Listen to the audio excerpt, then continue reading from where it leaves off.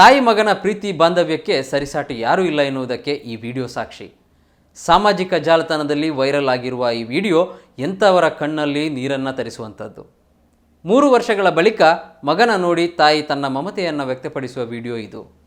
ಮೀನು ಮಾರುವ ತಾಯಿಯೊಬ್ಬಳು ವಿದೇಶದಿಂದ ಬಂದ ತನ್ನ ಮಗನನ್ನು ಅಪ್ಪಿಕೊಳ್ಳುವ ಘಟನೆ ಉಡುಪಿಯಲ್ಲಿ ನಡೆದಿದೆ.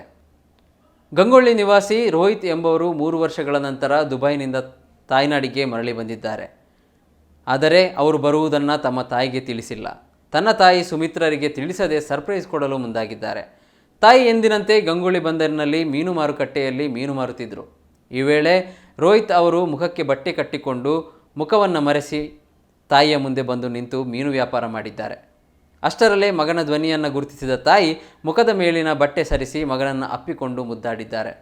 3 ವರ್ಷದ ಬಳಿಕ ಬಂದ ಮಗನನ್ನು ನೋಡುತ್ತಿದ್ದಂತೆ ತಾಯಿಯ ಕಣ್ಣಾಲಿಗಳು ಒದ್ದೆಯಾದವು. ತಾಯಿ ಮಗನ ಈ ವಿಡಿಯೋ ವೈರಲ್ ಆಗುತ್ತಿದ್ದು, ವಿಡಿಯೋ ನೋಡಿದವರ ಕಣ್ಣುಗಳಲ್ಲಿ ನೀರು ಸುಳಿದಾಡುತ್ತಿವೆ.